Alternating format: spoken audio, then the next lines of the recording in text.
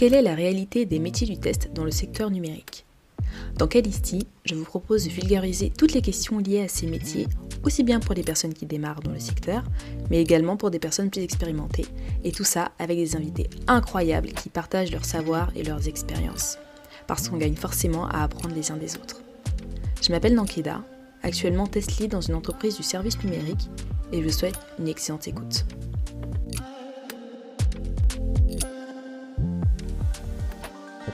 Le développeur, il démontre que ça marche, le testeur, il démontre éventuellement l'inverse, et si on met ça dans le cerveau d'un même individu, c'est un petit peu de la schizophrénie. Beaucoup d'entreprises, il faut le savoir aujourd'hui, ont vraiment ce regard-là très intéressé sur Madagascar, en disant la population est très jeune, la jeunesse est très passionnée, ils veulent vraiment rentrer en tout cas dans ce cycle-là du numérique, de l'informatique. Alors, bonjour Michel et bienvenue au micro de Calisti. Comment vas-tu ? Très très bien en tout cas. Merci beaucoup pour cette invitation-là. Exercice pas habituel, mais je m'y prête en tout cas volontiers si c'est pour parler du test de Madagascar. Ça me va. Merci à toi surtout.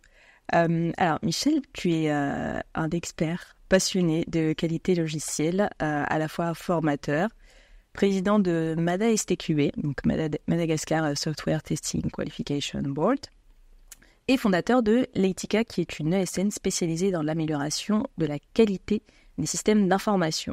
Merci encore une fois d'avoir accepté mon invitation. C'est moi, merci. Première question, est-ce que tu peux nous parler un petit peu de ton parcours d'expert de la qualité, de tes débuts jusqu'à maintenant ? Ouf, très longue histoire, donc on va essayer de faire court. J'ai déjà presque 34 ans d'expérience, donc... Wow. Moi, j'ai fait mon parcours professionnel plutôt en France, même si donc je suis né à Madagascar, j'ai grandi à Madagascar. Je suis arrivé en France vers mes 21 ans. Ok. Bon, c'est vrai que l'informatique, je ne connaissais pas. Venant de Madagascar, enfin, il n'y avait pas du tout, en tout cas, de structure spécialisée pour l'apprentissage, en tout cas, de la techno. Ok. Et c'est vraiment un concours de circonstances, hein. Je suis arrivé dans un centre spécialisé, sans rentrer dans le détail en tout cas de mon histoire, mais j'étais donc dans des centres de réadaptation. Ok. Et puis on a fait une évaluation de mon parcours scolaire. À 21 ans, ils ont fait une évaluation, en tout cas que j'étais plutôt au niveau 4e du collège. Donc... pas Okay. parti très loin. Ensuite, voilà, ils m'ont présenté un petit peu tout ce qu'il y avait, l'ébénisterie électronique, mécanicien, enfin pas mal de formations comme ça. Et puis en fait, ceux qui m'entendent, peut-être ceux qui me connaissent savent, mais j'ai un petit handicap, un grand handicap. Donc du coup, je pouvais pas réellement en fait à manipuler le clavier, etc. Donc, ils se sont dit, tiens, ce serait peut-être bien pour lui de faire du dessin dans le milieu un petit peu de l'électronique et autres. Bon, on a fait des essais, c'était pas très concluant. Puis il y en a un qui commençait à dire, pourquoi ne pas lui faire comment on appelle ça, du dessin, en tout cas si c'était par ordinateur. Bon, il y avait un autre qui disait après, oui, mais t'as vu le niveau scolaire, c'est pas possible, il faut un minimum bac, etc., scientifique. Bon, ils m'ont fait visiter en tout cas toutes les salles, je fais un raccourci et à la fin, je tombe dans une salle où ils ont dit, bon, ici, c'est un truc, mais bon, tu pourras pas y accéder, mais on te le montre juste quand même. Dès qu'ils ont ouvert la porte, en fait, dès que j'ai vu les personnes qui étaient dedans, je me suis dit, mais c'est ça que je vais faire. Ok. En fait, j'avais vu des personnes qui... c'était mon impression de l'époque, en tout cas, étaient tous devant une télé, en train de regarder la télé. Je dis, mais moi, c'est ce que je veux. Moi, si c'est regarder la télé, ça me va bien. Bon, en fait, c'était une formation en informatique industrielle qui préparait en tout cas un bac plus 2. Puis ils ont dit, bah oui, mais le problème, c'est que va falloir faire des rattrapages et tout. Donc, Je suis allé sur Grenoble, j'ai fait un rattrapage en accéléré, bac F3 de l'époque. Je sais pas s'il y en a qui connaissent, mais électromécanique. Pour le coup, ça ne me parle pas. Et puis après, j'ai passé le concours d'entrée. En fait, c'était une formation d'analyste programmeur en informatique industrielle. Ok. Que j'ai réussi. En tout cas, j'ai passé le concours, j'ai fait la formation. Et puis, premier stage en région parisienne chez Thales. Grosse entreprise. Et puis là, on m'a tout de suite mis dans des équipes pour faire du développement, en fait. Et puis, partant de là, voilà, développeur. Et puis petit à petit, chef de projet, directeur de projet, je fais un raccourci. Et puis très rapidement, en fait, je suis entré dans une entreprise où j'ai découvert pas mal de choses que tu connais certainement, qui s'appelle Sogeti. Et puis de chez Sogeti, j'ai fait 7 années en tant que directeur de projet chez Renault, entre autres, pour de la maintenance du système d'information. Donc je gérais pas mal d'équipes, etc. Et en fait, c'est là où j'ai commencé à prendre conscience de ce problème-là de l'informatique. Que s'il y a bien quelque chose qui ne marche pas en fait dans une entreprise, c'est toujours l'informatique. Et donc, j'étais en train de me dire que, en fait, on passe notre temps, nous, le monde de l'IT, à se tirer une balle dans le pied, parce qu'on ne démontre absolument pas à l'entreprise, aux clients, aux utilisateurs, qu'on est capable de faire des choses qui fonctionnent bien, en fait, qui marchent très bien. Puis de là, d'analyse statistique, etc., je me suis rendu compte du coût exorbitant de la non-qualité. Okay. C'est un truc gigantesque. Alors, juste pour faire simple, mais après, voilà, il faut voir un peu plus au niveau, en tout cas, des cabinets d'audit spécialisés, mais c'est à peu près 10% de la richesse nationale, en tout cas, est consacrée à faire fonctionner en fait un système. 80% de l'activité des informaticiens dans le monde ne sert qu'à corriger des bugs. Yes. Donc c'est juste un truc qui pour moi, à un moment donné, en fait, n'était pas logique. C'est pas normal de fonctionner comme ça. À chaque fois, les clients qui disaient oui, bah si nous on fabrique nos produits comme vous développez votre informatique, ça fait longtemps qu'on aurait fermé en tout cas le magasin, la boutique, l'entreprise. Et donc partant de là, j'ai eu en tout cas une énorme opportunité en étant chez Sogeti de travailler avec nos collègues de Hollande pour développer, promouvoir en tout cas toute la méthodologie autour du test, TMAP, TPI, etc. Et donc en France, en fait, j'ai fait partie de ceux qui ont un petit peu poussé tout ça partout. On m'a même demandé d'écrire des articles. Si tu veux, je peux te le publier, en tout cas, pas de souci. Bah oui, qui date de 2006, une revue spécialisée qui s'appelle 01 Informatique de l'époque. Je crois que ça s'appelle 01 Net aujourd'hui. Oui. J'avais eu en fait l'habitude d'écrire beaucoup de choses pour eux, chef de projet d'un jour, etc. Les questions liées à l'open source, parce que c'était aussi un petit peu ma passion. Et puis, un jour, ils m'ont dit, tiens, on a la rubrique carte blanche à te confier. Tu aurais un thème quelconque? J'ai dit bah oui, pourquoi pas. On était vendredi matin, ils ont dit c'est pour une publication lundi. J'ai dit c'est génial, on va faire ce qu'on peut. Et j'ai dit le test a un véritable nouveau métier. Donc ils étaient un petit peu étonnés en disant mais comment ça un nouveau métier? Le test ça fait longtemps qu'on en fait. Je dis oui, mais il y a test et test. Donc là je leur explique un petit peu. Donc c'était le sujet du coup un petit peu de cet article-là. Ok.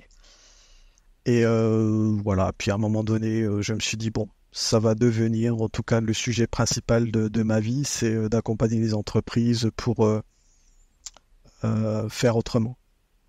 Essayer de sensibiliser tout le monde pour faire autrement, parce que là, aujourd'hui, on est même rentré en plein dans la révolution numérique.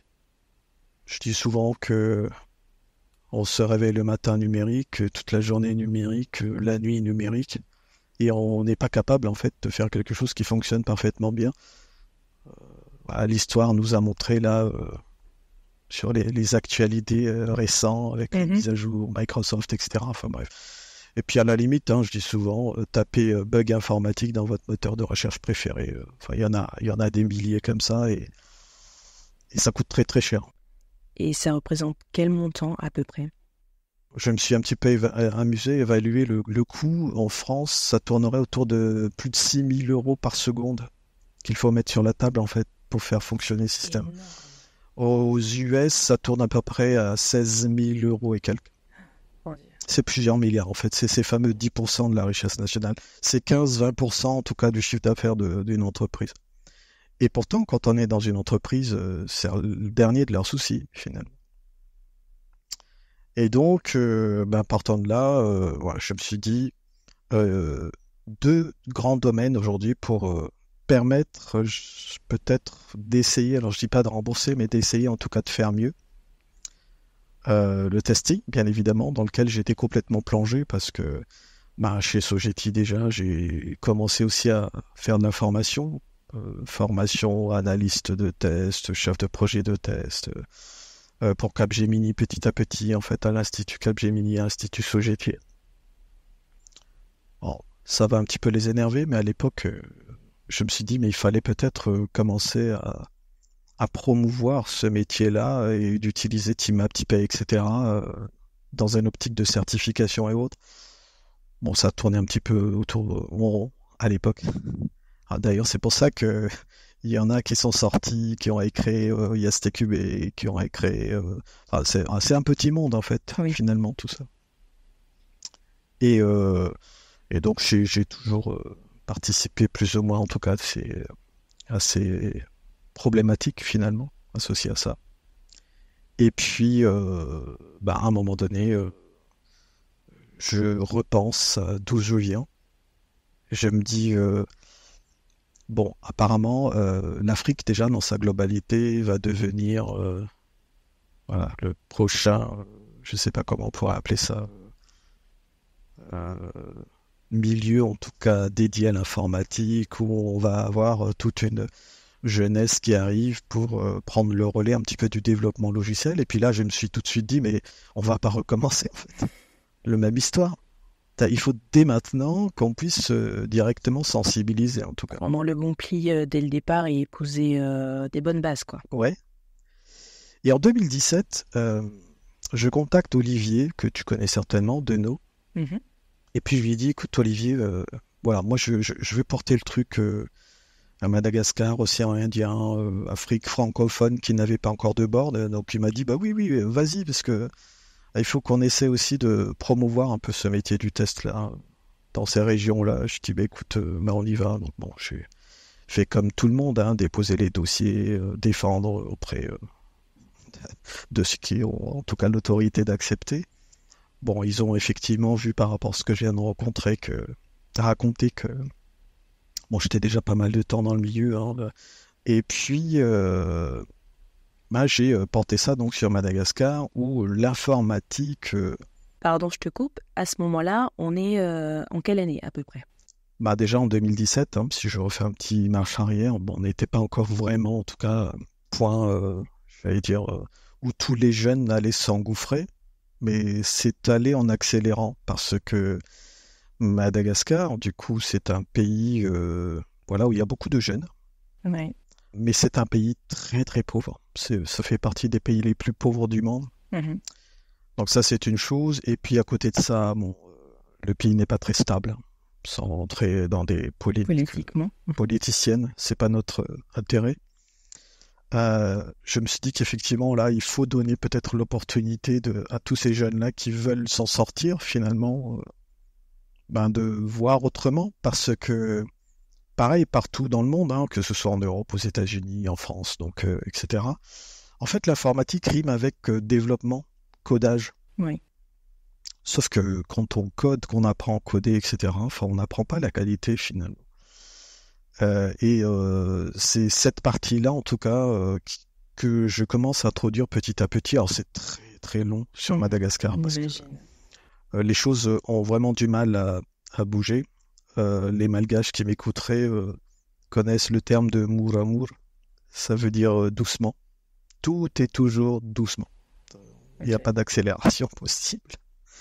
Et donc, depuis, en fait, c'est de promouvoir cette idée-là d'un autre métier qui existe, autre que le développement logiciel. D'ailleurs, pour info, depuis fin de l'année dernière, il y a 42 qui s'est installé dans la capitale. Je n'ai rien contre 42, hein, mais encore une fois, c'est juste un système qui rentre plutôt dans cet aspect-là de coder. Oui. On apprend à coder. Sauf que voilà, il y a beaucoup de termes péjoratifs qui tournent autour de coder, mais à la limite, il n'y a pas besoin d'être informaticien pour le savoir. Il y a tous les utilisateurs, les clients qui, à chaque fois, on leur livre quelque chose, considèrent que ça a été livré par des personnes qui, dans le terme très péjoratif que tout le monde connaît, pissent du code. Je suis désolé, mais c'est très péjoratif. Et c'est pour ça que je dis il faut se réveiller en fait sur cette partie-là. Mais du coup, ça veut dire qu'on est dans de la production de masse sans prêter attention à la qualité du tout, en fait. Encore aujourd'hui, il y a beaucoup de développeurs qui considèrent qu'ils sont tout à fait capables de tester. Moi, je dis que ça fait 70 ans que ça dure, ça fait 70 ans qu'on n'est pas apte à démontrer qu'on sait le faire, donc peut-être qu'il faudrait commencer à le faire. Et puis, je me rappelle dans cet article que j'ai un petit peu évoqué où je disais que le test est un véritable métier à part entière parce que on connaît tous des problématiques liées au biais cognitif en fait. Donc c'est pour ça que on est plus dans ce sens-là. Je dis que si vous continuez à persister, les développeurs, à dire que vous savez tout faire, même tester, en fait c'est pas possible parce que le développeur, il démontre que ça marche, le testeur, il démontre éventuellement l'inverse, et si on met ça dans le cerveau d'un même individu, c'est un petit peu de la schizophrénie, c'est une espèce de maladie mentale, en fait. Mais après, c'est pas... Et donc... Je pense que c'est pas incompatible, mais c'est effectivement deux métiers différents. C'est compliqué, en fait. Mais il y a plein de biais comme ça, biais cognitifs qu'il faut changer absolument, en tout cas. Et donc, Madagascar, petit à petit, en fait, commence à avoir pas mal de SN qui s'installent et le principe, alors, forcément... Attends. Tu vas un petit peu vite, peu vite. Ok, d'accord. Je vais revenir très rapidement sur ton parcours, en tout cas. Merci pour ta réponse.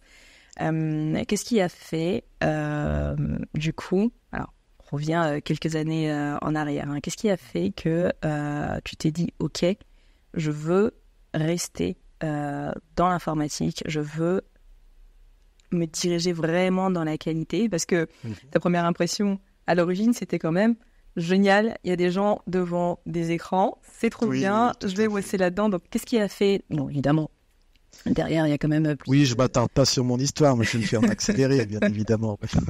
Parce que sinon, on est là encore jusqu'à la semaine prochaine. mais cet attrait-là, en fait, il était venu... Non, mais après, c'est des rencontres aussi. Donc, c'est les premiers stages, les premières embauches. On a cru, en tout cas, au fait que j'étais certainement en capacité d'évoluer dans le milieu de l'informatique. Okay. Et ça, c'est important, malgré tout, dans un parcours. Mais à partir de là, le constat, encore une fois, rapide était que, voilà, pourquoi les clients en face de nous râlaient tout le temps chaque fois qu'on livre quelque chose, en fait. C'est cette histoire-là de « je suis client, je demande un carré, et pourquoi vous me livrez un triangle ?» C'est un peu ce truc-là. Okay. Et donc, chercher l'explication. C'est pourquoi. Et le petit souci en plus, c'est qu'on a l'impression que nous, dans le monde de l'IT en général, on a des réponses toutes faites. De toute façon, les clients, ils savent même pas ce qu'ils veulent. Donc, forcément, si on leur livre n'importe quoi, ils seront jamais contents. Et c'est pour ça que, du coup, ça m'a vraiment passionné, en fait, cette histoire. Je me suis dit, mais non, il faut qu'on arrive à faire quelque chose... qui change finalement de tout ça, qui inverse complètement cette tendance-là en fait.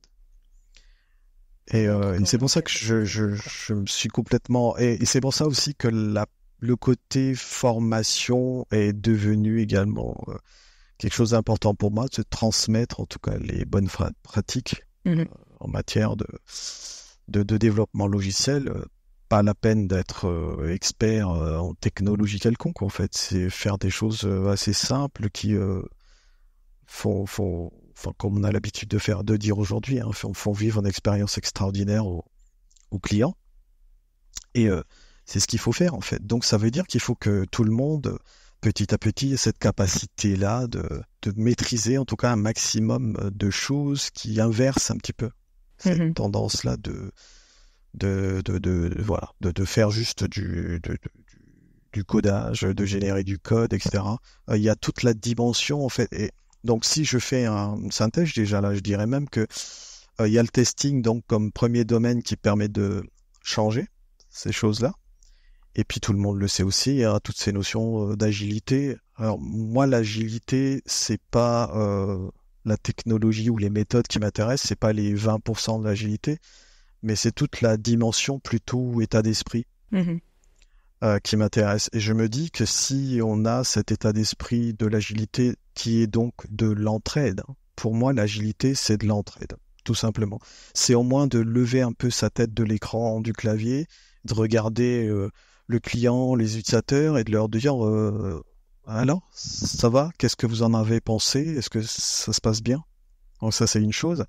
Et puis la deuxième chose, c'est aussi essayer de combattre un petit peu tout le management qui sont trop focalisés, j'allais dire projet, pour faire simple, mais eux aussi, qui puissent être en aide des équipes. Moi, je dis souvent d'ailleurs qu'une entreprise est vraiment devenue agile si le manager, le top manager, tous les jours vient dire bonjour à toutes les équipes et puis à la fin leur pose systématiquement la question qu'est-ce que je peux faire pour vous aider? Tant qu'on n'a pas ce genre de relation, finalement, ça marche pas.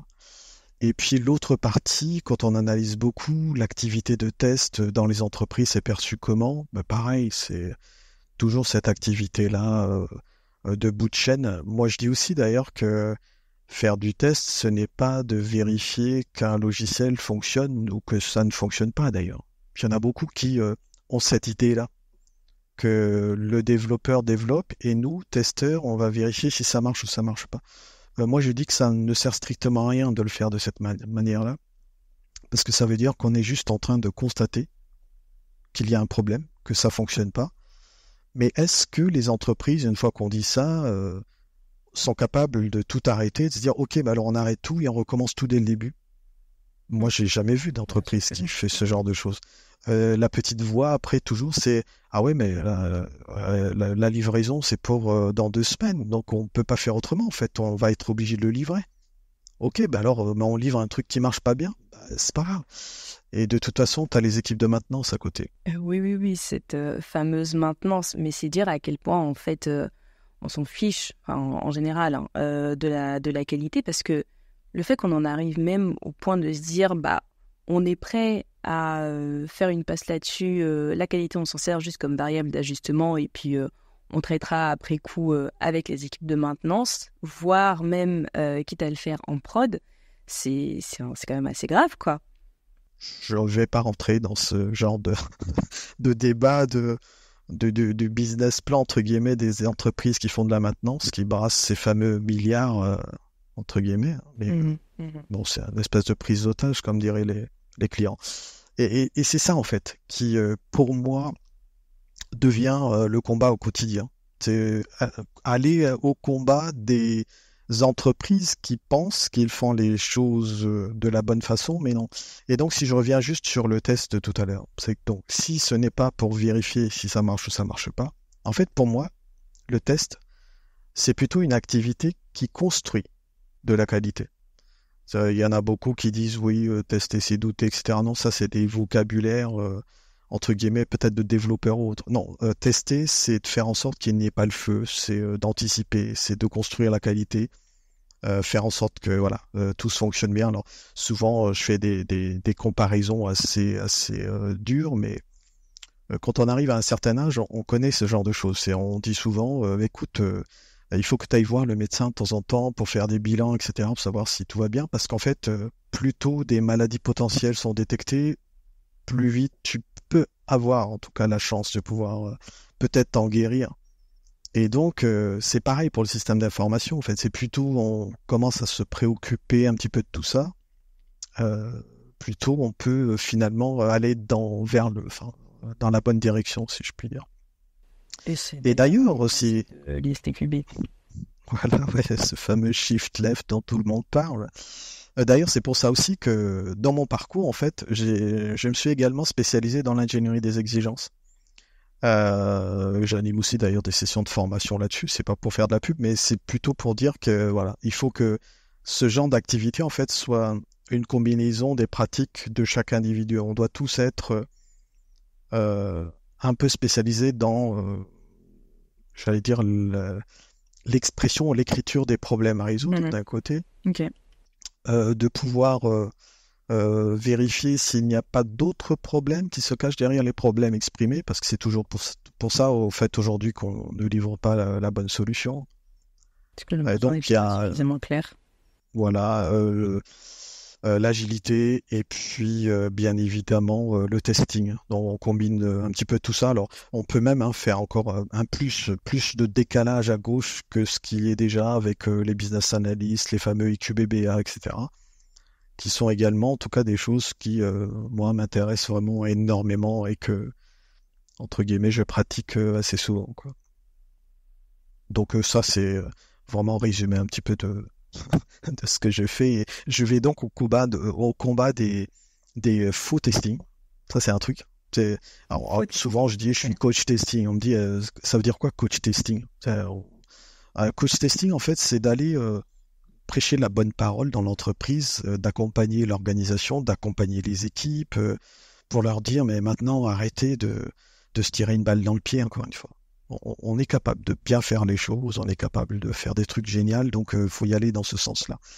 Et puis comme je l'ai aussi un petit peu dit avant, c'est vrai que j'accélère un peu tout ce que je dis, mais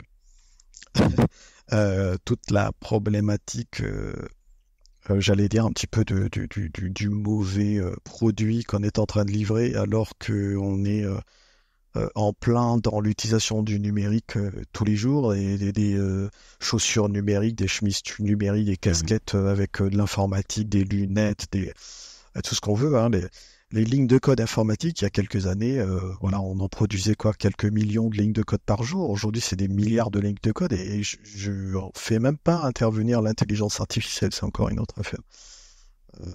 Les voitures sont des choses assez typiques de ça, en tout cas. Là, on a ta vision en tant qu'expert, en tant que quelqu'un d'expérimenté et qui a une vision globale du marché et puis de la perception de la qualité.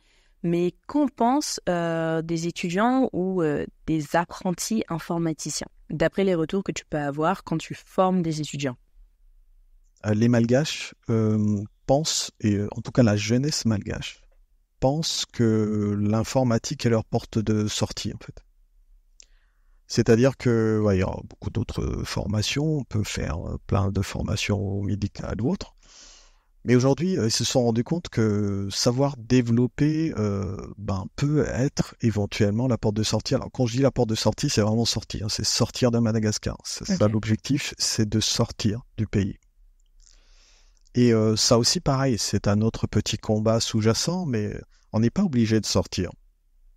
Il faudrait donc à ce moment-là trouver le moyen de faire des choses sur place, en tout cas. D'où MADA STQB, hein, bien évidemment, encore une fois, où aller là-bas et de faire cette promotion-là de ce nouveau métier du test. Bon, c'est vrai que du coup déjà à Madagascar, rien que le développement, on est un petit peu au début, au tout début, donc du développement logiciel. Alors, parler de test, de testing, des fois, il y a des gens qui ouvrent grand leurs yeux en disant « Mais c'est quoi ce truc ?» Même des entreprises qui sont là-bas et qui sont dans la techno, etc. Pour eux, le testing... petite anecdote, hein, je ne citerai pas de nom, mais j'ai eu comme ça quelques entretiens avec des grosses entreprises à Madagascar. Et donc, je leur parle du testing, je leur présente un petit peu ce que c'est. Puis, il y en a un. C'est un souvenir assez extraordinaire. C'est qu'il me dit, mais oui, mais tu sais, Michel, il suffit d'aller sur YouTube. C'est pas vrai. Je demande aux équipes, puis oui, ils vont apprendre sur YouTube, et puis après, c'est bon. Je dis, c'est génial, non, mais j'aurais dû faire pareil, en fait. J'aurais dû faire pareil. Quelques années plus tard, j'ai revu un petit peu tous ces collaborateurs là. Je leur ai dit alors, YouTube, ça s'est bien passé. Ça marche bien. Ils m'ont dit ouais, bah, rien du tout. Ça n'a pas fonctionné. On est toujours en train de bidouiller partout. Enfin, on sait pas trop. Et c'est à partir de là où j'ai commencé en tout cas à essayer d'introduire un petit peu tout ça dans ces grandes entreprises. Et en plus, petit à petit, Madagascar devient une espèce d'Eldorado pour l'offshore en fait. Pays pauvre, ça coûte pas cher.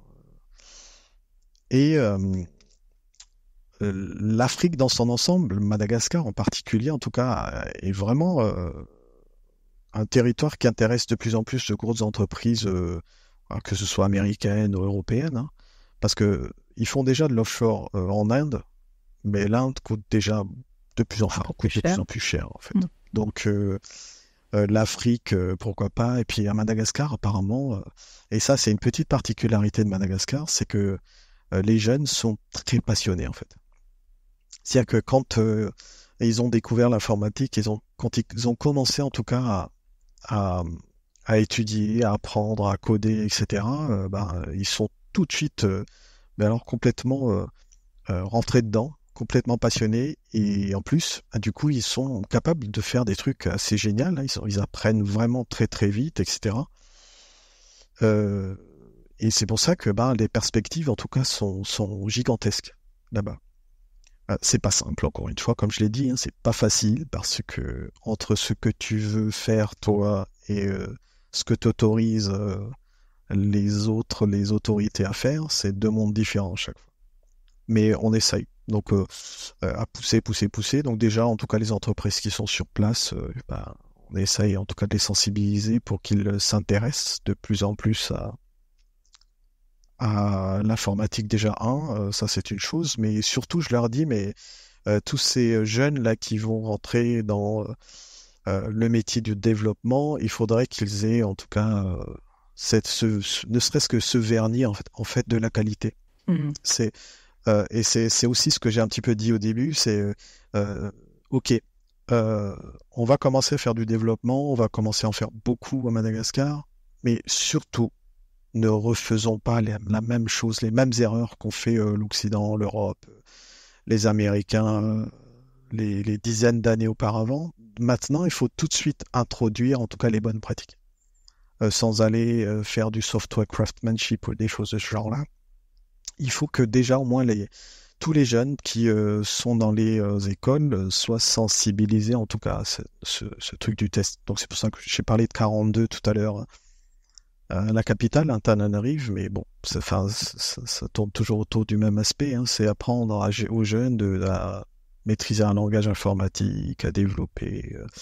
Et il y a toute la dimension en fait du client, de la qualité, de que veut exactement le client, etc., qui n'existe pas. Beaucoup d'entreprises, hein, il faut le savoir aujourd'hui, ont vraiment ce regard-là très intéressé sur Madagascar, en disant la population est très jeune. La jeunesse est très passionnée. Ils veulent vraiment rentrer, en tout cas, dans ce cycle-là du numérique, de l'informatique. Je disais tout à l'heure, c'était bien évidemment leur porte de sortie aussi, donc forcément, ceci explique cela.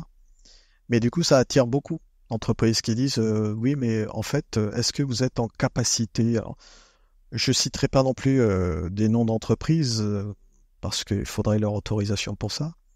Mais il y a des grosses entreprises, des grosses boîtes très connues américaines qui me contactent en disant Michel, est-ce que tu es capable de nous fournir plein d'équipes spécialisées dans le testing pour qu'on puisse vous confier tout? Je dis non. Le testing, déjà, on est en train de le découvrir. Le testing, en plus, ils insistent en disant oui, et puis il faudrait qu'il soit certifié ISTQB, etc. Je dis ok, ça c'est mon combat, mais effectivement, il faut du temps pour ça. Statistiquement, même déjà, il n'y a pas assez de population jeune pour ça. Il n'y a pas assez de sortants d'école d'informatique pour ça. Pour rigoler un peu, je leur dis, mais il vous en faut combien? Ils m'ont dit, t'es capable de nous en fournir 600 par an? Je dis, 600 par an? Il n'y a pas assez de population à Madagascar. Madagascar compte un peu plus de 30 millions de personnes. Donc, les universités, quoi, ça tourne autour de 6 Enfin, aujourd'hui, on a 48 000 étudiants globalement, tout secteur confondu. Dans le milieu de l'informatique, ça tourne autour de 6 000 étudiants par an. Ils sont tous en dev, hein, bien évidemment. Et de là, il va falloir en tout cas les extraire pour leur apprendre ce que c'est que la qualité, etc. Et donc du coup, c'est ce que je suis en train en tout cas de mettre en place à Madagascar en disant bah, il y a autre chose que le dev. Donc on va en tout cas insister. Donc moi, je représente cette communauté internationale qui est l'STQB sur place, promouvoir ce métier du testeur. Là. On est en train de préparer un petit peu à l'image du CFTL ici, la journée française du test logiciel, sur en tout cas le territoire malgache, Ok. de faire la même chose. Donc, soit en fin d'année ou l'année prochaine. J'espère le fin d'année, voire le début de l'année prochaine, peut-être, pour commencer en fait sensibiliser, parce que bien sûr, c'est pas vraiment les jeunes aujourd'hui qui sont en retard, c'est les entreprises. C'est les entreprises qui seraient potentiellement intéressées par ces jeunes qui auraient ces compétences-là du test.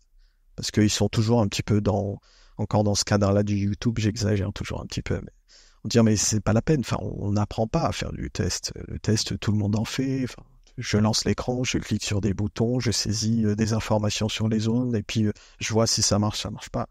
Je dis non, c'est fini cette époque-là du test.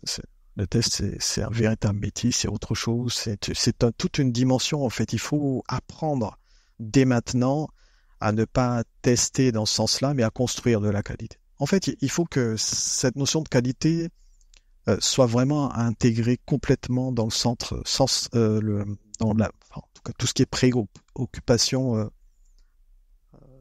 de base finalement. Quand on va construire un produit quelconque, d'abord penser à la qualité, penser aux utilisateurs, penser à clients. Que vont-ils en penser en fait de la solution qu'on va leur proposer? Et à la limite, la pratique, c'est on n'a qu'à leur demander ce qu'ils veulent exactement. En fait. Les intégrer, travailler avec eux. Encore une fois, comme Madagascar est plutôt utilisé, j'allais dire, encore dans le cadre de l'offshore, c'est vrai que le client, ils l'ont pas vraiment en face. Discuter avec le client, c'est pas une évidence. Donc, du coup, c'est un apprentissage un peu mondial, cette affaire-là. C'est les clients, alors, qui sont à l'étranger, il faut aussi qu'ils, j'allais dire, s'intègrent un petit peu dans ce dialogue, finalement. Discuter, intégrer. C'est toujours un petit peu tous ces problèmes-là, en fait, que l'on rencontre, indépendamment des techniques pures de test qu'on peut enseigner. Hein, mais déjà, la base de la communication, en fait. C'est ça qui manque. Mais dans tout ce qu'on fait, que ce soit le testing d'ailleurs, c'est pour ça qu'on a positionné cette idée-là de shift left testing, c'est le décalage à gauche. Décalage à gauche veut dire aller vers le client en fait, tout bêtement. Pareil pour l'agilité, je dis souvent, on a inventé des tas de trucs dans l'agilité, plein d'outils, des user stories, de l'example mapping, des story mapping. En fait, tout ça, c'est uniquement pour revenir à l'essentiel qui est la communication, la conversation, qu'on a complètement oublié en fait. On oublie tout ça et on a juste des personnes qui donnent des ordres d'un côté, des autres qui exécutent de l'autre, en essayant en tout cas de bien faire, alors qu'on ne sait pas réellement ce que veut le client. Qu'est-ce que pour le client veut dire bien faire? On ne le sait pas. Donc on essaye, on livre, on se fait rembourrer, on répète, on relivre. Non, dès le départ, en fait, on peut faire les choses, mais alors très très bien en tout cas. Donc c'est une sorte même voilà, c'est état d'esprit, c'est culturel, on dit souvent, c'est rupture culturelle. Je dis d'ailleurs souvent un truc, c'est que ce soit le testing, que ce soit l'agilité, que ce soit l'écologie, c'est le même combat. Tout le monde pense que ce serait bien d'y aller, de faire ce truc-là. Mais de là à réellement concrétiser les choses, il n'y a plus personne en fait. Ah oui, l'écologie, ça me voit. C'est pareil, le testing, l'agilité, c'est tout ça, c'est le même combat. Mmh. En termes de culture, justement, alors tu as commencé à en parler, t'en as bien parlé d'ailleurs, mais est-ce que tu trouves qu'il y a vraiment une différence dans la manière dont les entreprises appréhendent la vision de la qualité et l'importance qu'il faut donner à la qualité? Est-ce que tu trouves qu'il y a vraiment une différence entre les entreprises qu'on va retrouver en France métropolitaine et Madagascar.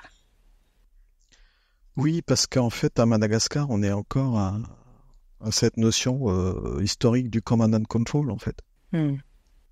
Donc, avoir des initiatives dans le sens qualité pour les collaborateurs, les personnes qui travaillent dans les entreprises, c'est pas évident. Moi, j'ai eu l'occasion d'animer des formations dans des grosses entreprises à Madagascar. Un mixte d'agilité, sensibilisation sur le testing, etc. Non, il y en a beaucoup qui vont te dire que eux, ce qu'ils veulent dans le cadre de leur activité, c'est qu'on leur dise quoi faire, systématiquement en fait. Parce que pas le droit à l'erreur, parce que les places dans l'entreprise sont chères. Au moindre erreur, écoute, tu dégages et t'es remplacé par d'autres. Donc il n'y a pas de souci à ce niveau-là. Donc finalement, les collaborateurs disent non, on fait ce qu'on nous demande de faire. Et si l'entreprise n'a pas encore cette culture-là de la qualité ancrée, même si ces collaborateurs-là, ils en connaissent un peu plus sur ce domaine, l'agilité, la qualité, etc., ils n'osent pas en fait.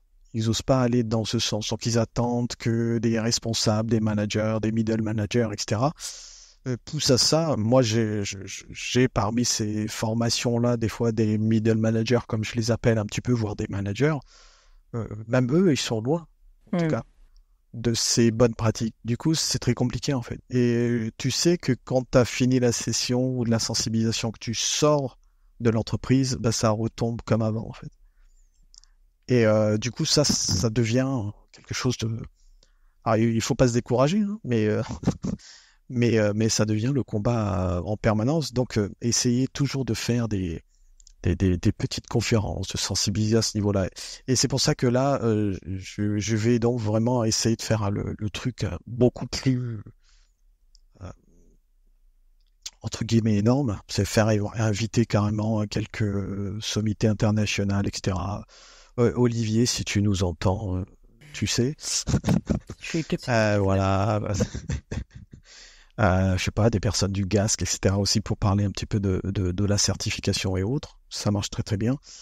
Parce qu'en fait, Madagascar a aussi cette culture-là où on a besoin vraiment de savoir que c'est quelque chose qui est déjà ancré dans les pratiques dans le monde et de se dire oui, ça doit fonctionner puisque tout le monde le fait en fait.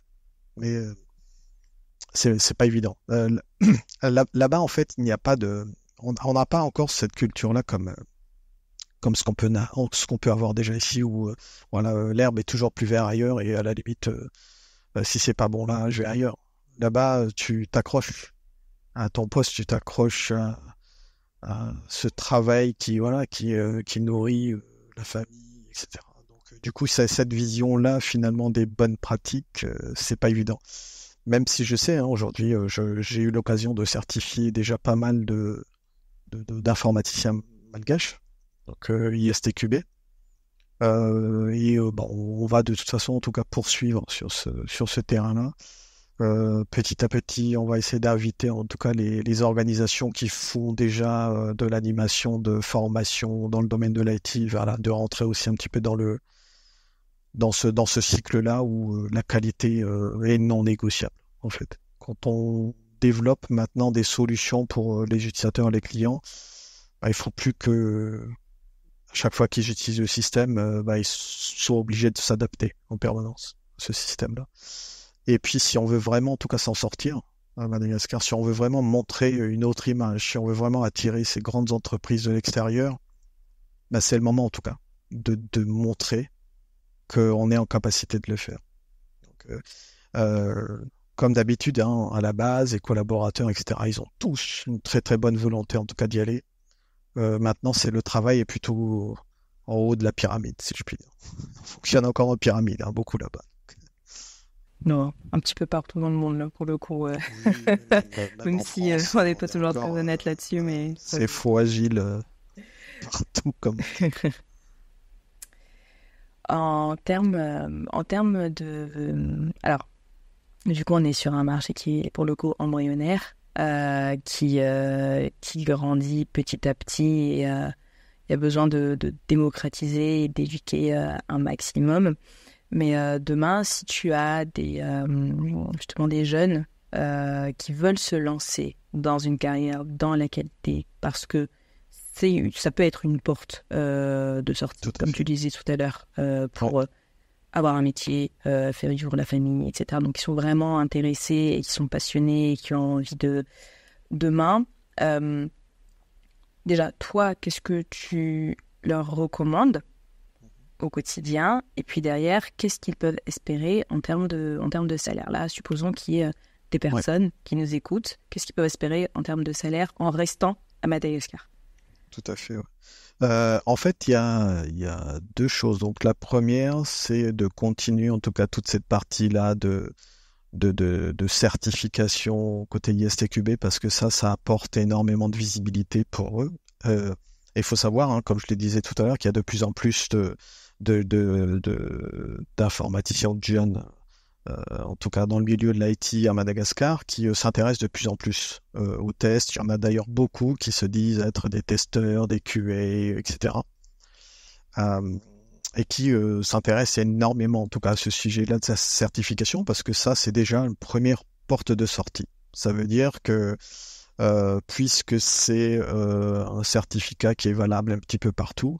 Alors, je fais une petite parenthèse, mais c'est aussi bien évidemment quelque chose qui est très connu dans toute l'Afrique, tout ce qui est diplômant, tout ce qui est certifiant, et gage en tout cas encore une fois de un petit peu de pouvoir s'en sortir quelque part. Si tu as des sessions de formation ou autre sensibilisation qui est à la clé, il n'y a pas de certif ou de diplôme, ça passe pas. Donc déjà, ça c'est... Mais ce qui est tout à fait légitime, parce que en fait, la question c'est comment est-ce que moi, je peux te démontrer, disent-ils, que je suis en capacité de faire ces choses-là si je n'ai pas un papier que je montre. Ouais.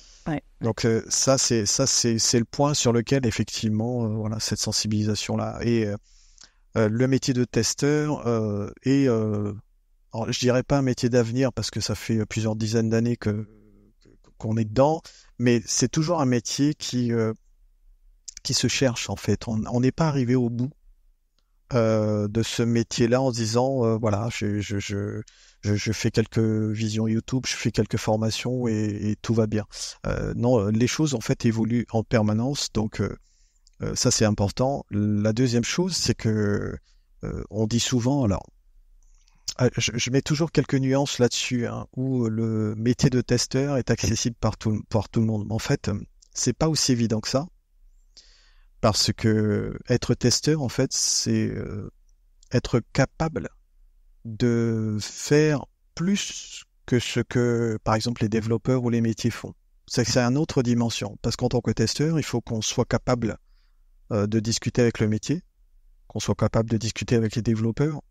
Et donc déjà, là, en fait, on apporte une dimension supplémentaire.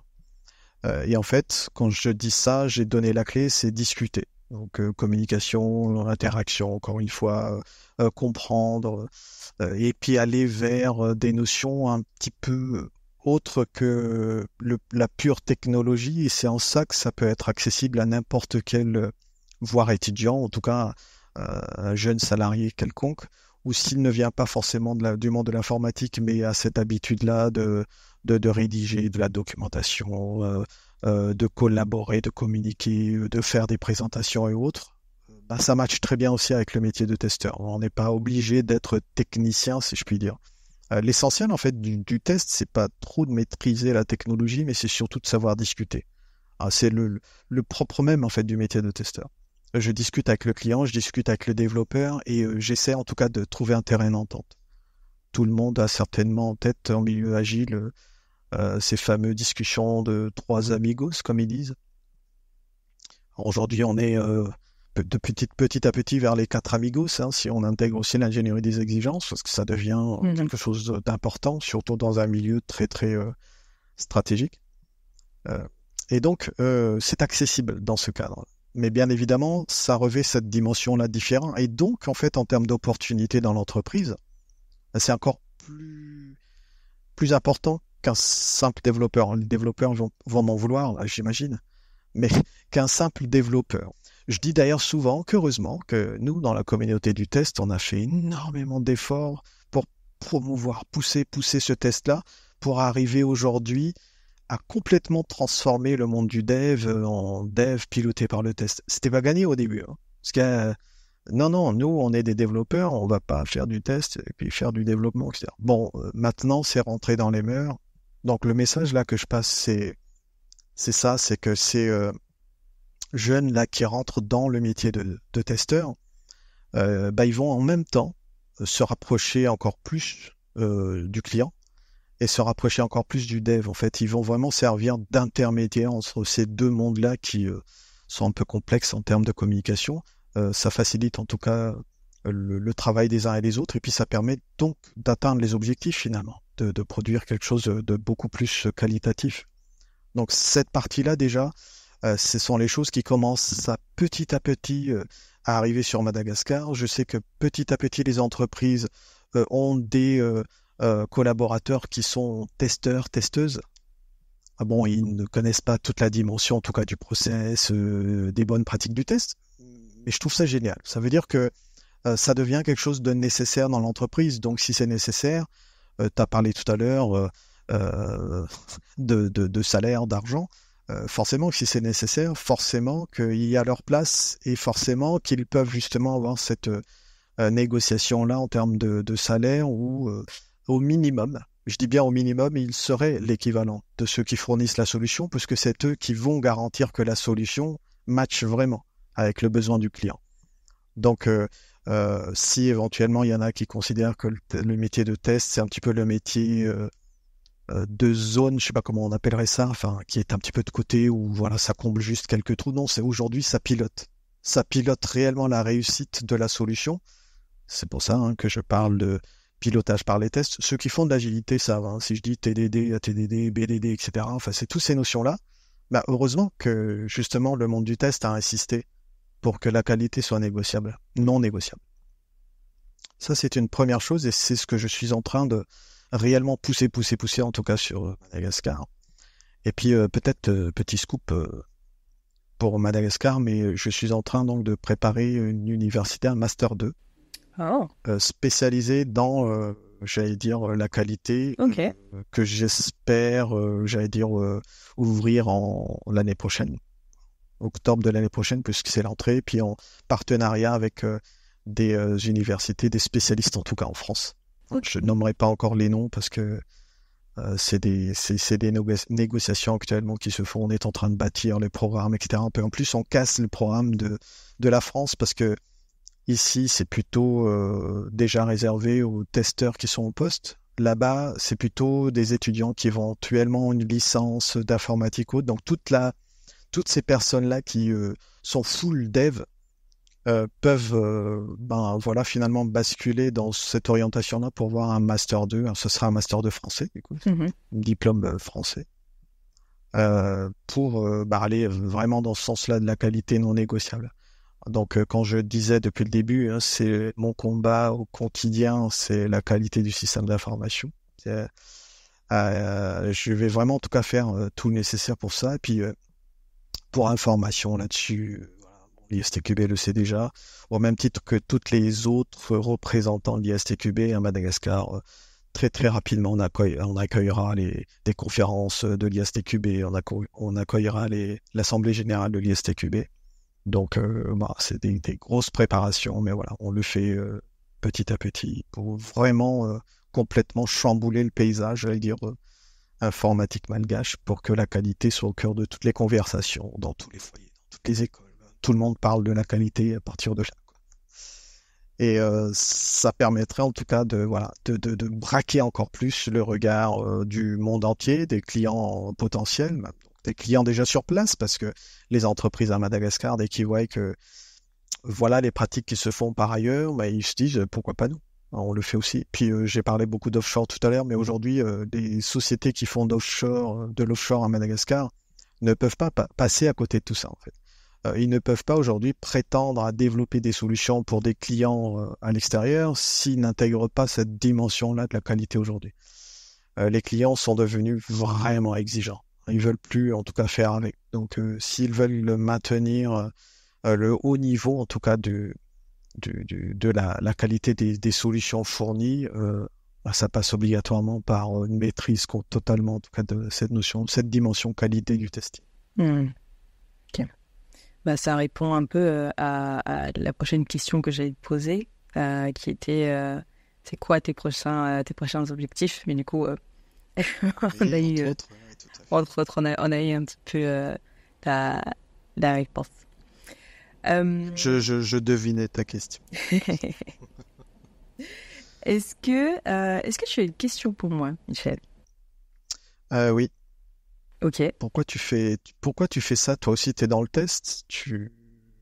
Oui. Passes tes tests lead, etc. Et le podcast, ça t'apporte quoi, personnellement? Alors, c'est la question qui revient le plus. Mais quand mes invités me posent la question, c'est pour le coup, c'est à une dimension beaucoup plus petite, pour le coup, que le travail que tu fais. Mais c'est vraiment de démocratiser les métiers de la qualité. Parce que comme tu disais un petit peu tout à l'heure, la qualité est trop, en tout cas à mes yeux, le parent pauvre de l'informatique. Et ça me frustrait. Quand j'ai démarré, quand j'ai commencé, ça me frustrait parce que y a énormément de choses à faire. Et ça, pour le coup, partout dans le monde. Et on peut... Voilà, c'était un peu apporter ma pierre à l'édifice via un média, un format que j'aime beaucoup. La qualité, c'est mal. Les podcasts, en général, c'est quelque chose que j'aime beaucoup. Donc, c'était l'occasion de pouvoir faire ça. Donc, en tout cas, je trouve vraiment génial ce que tu fais parce que ça permet de, encore une fois, vulgariser petit à petit, en tout cas, ces choses-là. Je pense qu'à un moment donné, oui, il faut aussi beaucoup en parler, ne pas juste se dire, tiens, telle entreprise, etc. Ou de faire ces choses-là par des cabinets d'audit, mais on est toujours, en tout cas, sur le constat, en disant, mais oui, mais ça sert à quoi?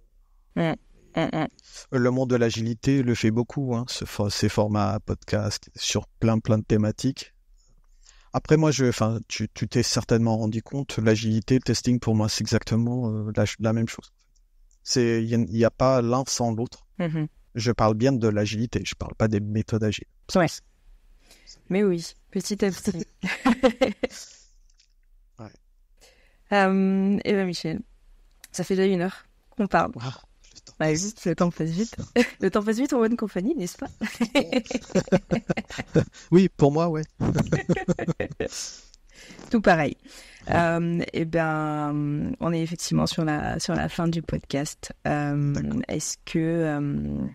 est-ce qu'on pourrait te retrouver? Et puis les personnes qui éventuellement chercheraient à te contacter, notamment du côté de Madagascar, où est-ce qu'elles pourraient te contacter? Je pense que le plus simple, effectivement, est LinkedIn. Ok. Bon, il y a les sites, mais le site de madastqb.org, par exemple, est un point intéressant, qui va d'ailleurs évoluer dans quelques temps. Très bien. Mais voilà, puis beaucoup, en tout cas peut-être mon dernier message, beaucoup d'événements associés au testing sur Madagascar, très prochainement. Donc que tout le monde se mette en ordre de marche voilà, on va... pour recevoir les notifications, en tout cas. Exactement. C'est noté. Bon, dans tous les cas, en tout cas, moi de mon côté, je m'assurais de partager ça à mon réseau. Et puis s'il y a des personnes... En tout cas, merci à toi pour tout ce que tu fais. C'est normal, c'est important. Pour le nom du test. C'est important. Michel, merci beaucoup, en tout cas, pour ton temps et puis d'avoir partagé avec les auditeurs de Calisti ton parcours, puis d'avoir répondu à des questions de spécialistes sur la qualité. Merci. Si cet épisode vous a plu, vous me feriez super plaisir en envoyant à 1, 2 ou 3 personnes intéressées par le sujet. Le bouche à oreille est la meilleure manière de faire connaître un podcast, surtout si le contenu vous apporte de la valeur. N'hésitez pas à me suivre sur les réseaux sociaux, à vous abonner au podcast pour être au courant de la mise en ligne du dernier épisode. On se retrouve dans 15 jours et d'ici là, portez-vous bien.